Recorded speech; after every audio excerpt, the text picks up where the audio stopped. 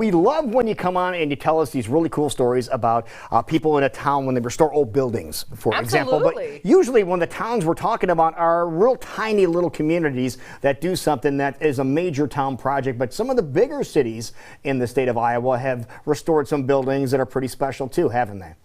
Absolutely right. We think of rural redevelopment by repurposing things, but it happens in larger cities as well. Not too many years ago, the Englert Theater in downtown Iowa City looked to have met its end 20 years ago now. 1999, the year the theater, which was showing movies, was closed and the building was sold, destined to become yet another nightclub in the district downtown.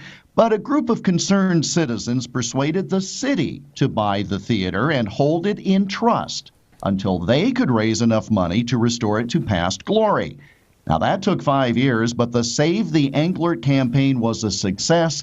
And since 2004, the theater has hosted live performances and events. I've seen some. The acoustics are tremendous. The renovation, wonderful, restored to its past glory of more than a century ago.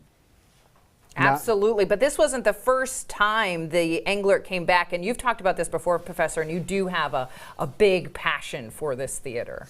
Well, and for all of these things over the course of time, there was one in my hometown of Toledo that actually opened almost to the day of the Englert. The Englert opened on September 26th of 1912, so that's almost 107 years ago.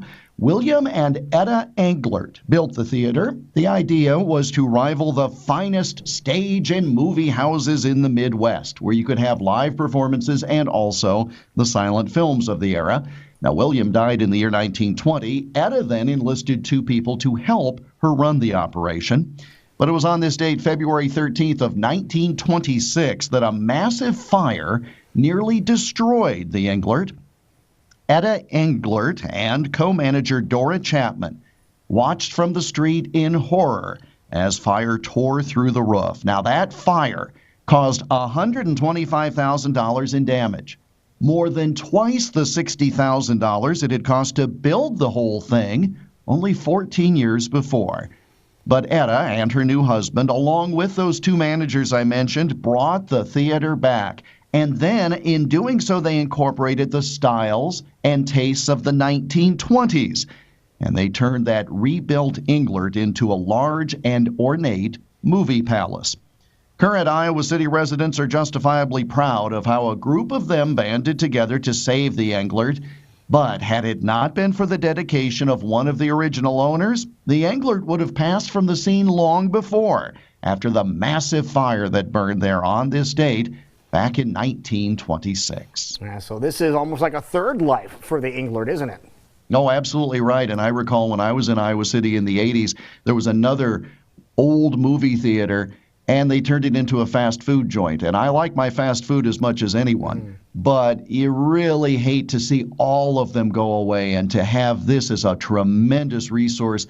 And if you go to their website, and I'm not, pumping them up, but if you go to their website, the diverse amount of acts, there's something going on there all the time. And an old school doorman in costume will greet you at the door and usher you in. It's just a tremendous experience for anybody who's over in Iowa City. Oh, that's so cool. Yeah, we have Hoyt Sherman that has some pretty significant names here in Des Moines. And think about some of the artists that perform at Hoyt Sherman pop up at the Englert. Not easy to roll off the tongue either. Englert. How often can you say that 5 times in a row and make it come out correct? But again, as you said, Professor, we want to salute all of our communities around the great state of Iowa and beyond who have done something like this, where they had this classic theater in their community, and instead of maybe turning it into something else, they're trying to keep it alive by bringing in performances or at least showing movies so the community can continue to stay involved in a piece of our history that we have here in Iowa. If you're a small town and you don't have certain things, and one of them is that community gathering place for live or film productions, it's just really hard to make a go of it. And so it's so good that people are forward thinking. And Lou, you mentioned Hoyt Sherman. I have heard the same performers actually at Hoyt Sherman and at the Englert, and they're both just massive, wonderful venues, great experiences, and wonderful acoustics. Love it. Great information, great story. So people want to go back and revisit what we just talked about, Professor, how can they do so? IowaAlmanac.com, also the Twitter machine and Instagram at Iowa Almanac. That works. All right, you take care of yourself, and we will see you bright and early tomorrow morning. Be right here. Thank you, Professor. Professor.